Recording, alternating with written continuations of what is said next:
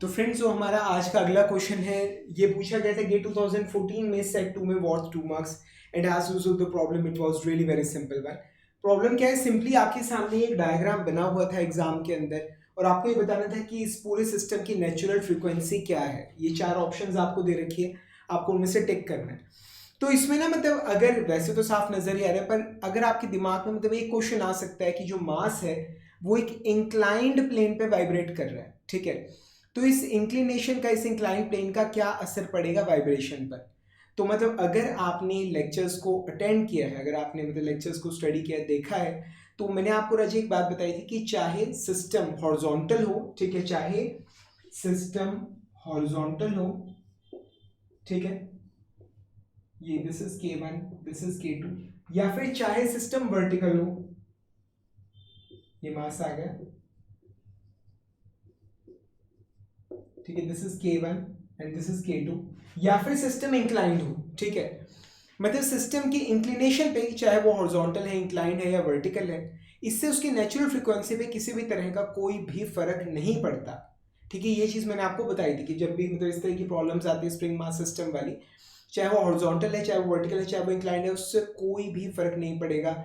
Natural frequency जो भी system की है उसकी वैल्यू सेम रहेगी, ठीक है। तो मतलब अब ये प्रॉब्लम ऑलरेडी सॉल्व हो चुका है। आप चाहे इसके लिए सॉल्व कर लो, चाहे इसके लिए सॉल्व कर लो, मतलब फर्क कहाँ पर पड़ता है, फर्क पड़ता है मीन पोजीशन के अंदर। मतलब यहाँ पर जो ये सपोज कीजिए, मतलब जो लोकेशन है, ठीक है, जब आप इस सिस्टम को वर्टिकल करोगे तो एक बार मतलब सिस्टम अपने वजन की वजह से थोड़ा सा एक बार बैलेंस होगा, फिर उसकी मीन पोजीशन जोन से भी आएगी, ठीक है, फिर उसके अबाउट वो वाइब्रेट करेगा। सिर्फ मीन पोजीशन का फर्क पड़ सकता है, नेचुरल फ्रीक्वेंसी पे किसी भी तरह का कोई भी फर्क नहीं पड़ता, ठीक है ना। तो अब इस इन इन सभी सिस्टम्स की नेचुरल फ्रीक्वेंसी आप जानते हो, क्लियरली नजर आ रहा है कि जब आप इस मास को मतलब सपोज कीजिए डेल्टा डेल्टा डिस्टेंस से आप डिस्प्लेस करोगे, तो जो ये K1 स्प्रिंग है इसमें एलोंगेशन आएगी डेल्टा, जो K2 स्प्रिंग है उसमें कंप्रेशन आएगा डेल्टा। यहाँ पर एलोंगेशन डेल्टा आ रही है, वहां पर कंप्रेशन डेल्टा आ रहा है, ठीक है।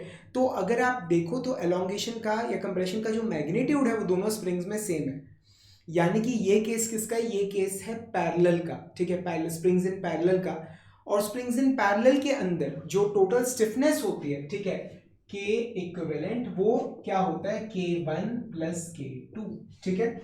तो इस सिस्टम की जो इक्विवेलेंट स्टिफनेस है वो है K1 प्लस K2, मतलब stiffness, sum of stiffness of both springs. अब ओमेगा आपको निकालना है, ठीक है, omega is equal to square root of K by M। यहाँ पर हम इक्विवेलेंट ले लेंगे, ठीक है, so that will be equal to square root of K1 plus K2 divided by M। समझ आ रहा है। तो ये ऑप्शन कौन सा बैठ रहा है, ये ऑप्शन बैठ रहा है option D, square root of K1 plus K2 by M। समझ आ रहा है। So friend, that's how we solve this such a simple problem.